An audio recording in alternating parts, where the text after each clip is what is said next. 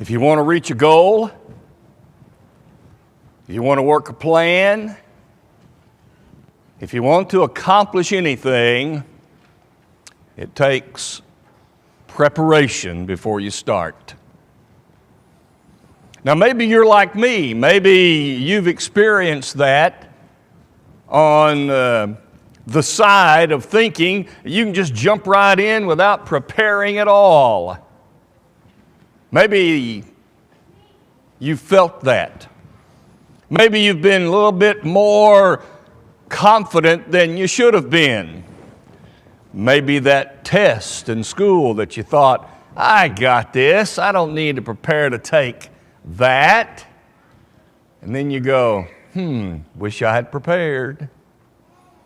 Or maybe an event that was coming up that you were ready to do. You thought maybe so, and you didn't really prepare. And then you go, well, I guess I messed that up. Preparation's important. And God wants us to know that as we get ready and as we are going to climb our mountain, we have to be prepared to do so. You want to be prepared you want to be successful, then you have to prepare for that success. I invite you today to turn to the text before us in 2 Timothy chapter 2, and we're going to look at this text as God tells us about preparing to climb our mountains.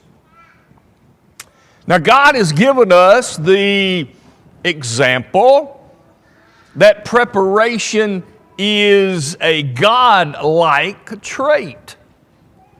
Think about this. When God came to the point where He'd had enough of the sin in the world, He said in Genesis chapter 6, I'm going to give 120 years. In 1 Peter 3 and verse 20, God had said that while the ark was being prepared, 120 years, God prepared for that ark and that flood. And in that 120-year period, while preparing, He was giving everyone a chance to change. When God gave the instructions to the Israelites for the Passover, coming out of Egyptian bondage, getting ready for that event, and then for the time of their lives, from then on, celebrating that event, He said, I want you to take 2 weeks to prepare for it. 2 weeks to get ready for the Passover. That calls to mind this thought. How many of us prepare for worship? How many of us prepare to be here and involved in this time? God had His people prepare for 2 weeks. Maybe we should prepare as well.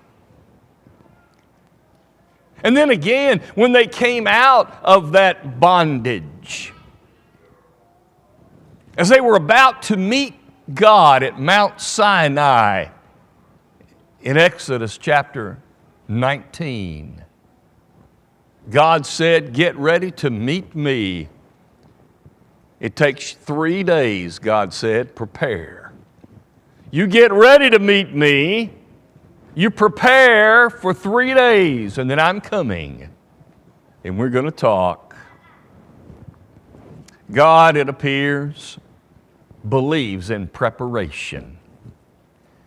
And I would suggest to you that we should be people who, as we prepare to climb our mountains, we can be successful.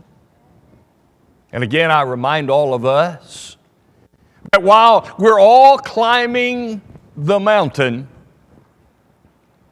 the Christian life that God has set before us, We're all climbing our own pathway. Your life is unique to you, and mine is to me. And we're all climbing with our own pathways that we need to prepare to do. Listen to what God instructed Timothy concerning this. I want to first of all call attention to verse 21. This whole text says, so that you will be prepared for every good work. What is it that God told Timothy through Paul that will help us understand being prepared to climb our mountains? I decided to ask the question, how do you prepare to climb a mountain? Having never done so, I wanted to hear the opinions of those who have. And I was able to boil them down into 4 thoughts that seem to find connection to this text. Number 1, read everything you can about your mountain. Those who plan to climb these great mountains, they don't just get up one morning and say, all right, I'm going to run over there and climb that mountain. No, they read about it. They study it. They want to know what's happening. They want to know all they can. What have people found when they've gone before? Look, if you will, at verse 15 of this text. Be diligent to present yourselves approved to God, a worker who does not need to be ashamed, rightly dividing the word. Notice what he says. To prepare to climb your mountain, read about the mountain. Find out all you can about the mountain if you're going to climb it. That's what he says in this text. And he gives us these ideas within the text. Number 1, be diligent. We've looked at that word before. And that Greek word is the word from which we get our word, speed. God says, prepare now. Get ready now. Don't waste time. Don't hold off to a later time. He says, read all you can now with all speed. Get up and read about the mountain that you are supposed to climb. That's what God wants us to do.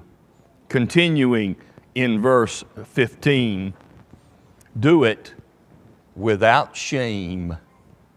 Read about your mountain without any shame. I'm not ashamed to read about the mountain that God wants me to climb. And I want everybody to know that I'm willing to climb my mountain. And I'll climb it in front of you and with you. We need to be people not ashamed of the mountains that God has asked us to climb.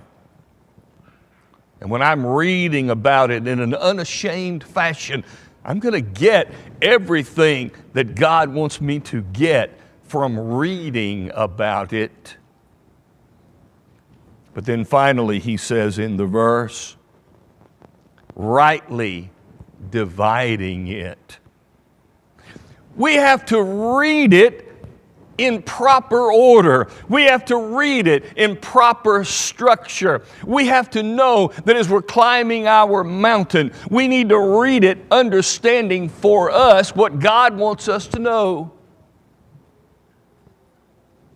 God wrote this word with an Old Testament and a New Testament, for instance. The Old Testament He gave to those people who lived during that time. And the New Testament He gave to people now in our time. So when I read my instructions for climbing my mountain, I want to highlight the New Covenant, because that tells me how to climb today. The first thing that God wants us to do is to read everything we can about the mountain. Number two, He wants me to listen to the right words that others say about the mountain. Look at verse 14. He says to Timothy, I want you to remind them these things, charging them before the Lord not to strive about words to no profit, to the ruin of the hearers. Don't listen. When people talk to you about the mountain climb of Christianity, don't listen to people who want to just talk about useless things that don't matter, things that are unimportant, things that just get in the way of the climb. Look at verse 16. And shun profane and idle babblings. Some people just babble on and on about nothing. Some are not useful. Some just clatter on. But look at verse 23. Avoid foolish and ignorant disputes. There might be those who simply want to argue and cause trouble. God says, don't you listen to those words. Don't listen to words that have no value, that are babbling on about nothing and just simply want to argue. What should I listen to? Look at verse 19. I should listen to the words that are on the seal of God. That's what these words mean. You can do this. What does God say about the mountain He wants me to climb? He says, you can do this. Well, how do I know that I can do this? Notice the seal. The Lord knows those who are His. Therefore, let everyone who names the name of Christ depart from iniquity. You can do this. Listen to the words that say, I know you can climb this mountain. I know you can be successful. God says you can. God says, I know you as my people. Therefore, you do what you need to do. God believes in you. God believes in us.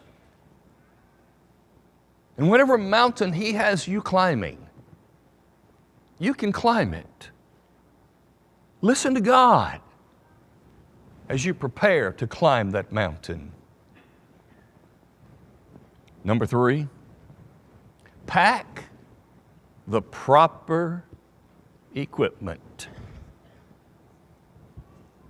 Can you imagine those climbers that go up those mountains where the ice and the snow is so bad that they would not wear proper clothing? It wouldn't make any sense.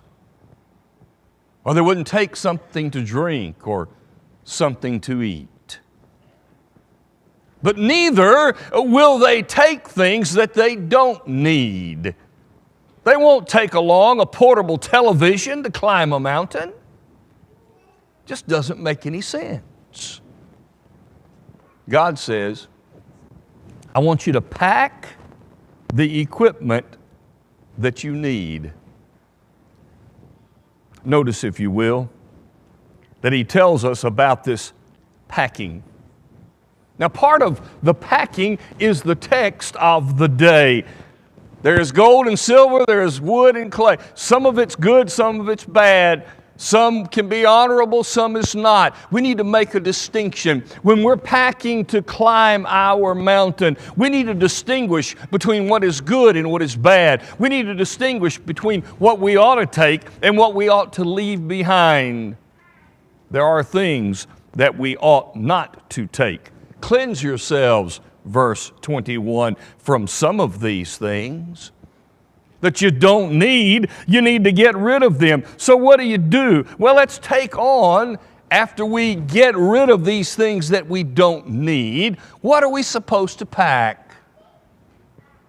Notice what he says in verse 21, or that is verse 22, about what we take as we climb our mountain. Number one, pursue righteousness. As you climb your mountain, be sure to pack righteousness, because righteousness will always make sure that while you're climbing, you do the right thing. Number two, pack faith.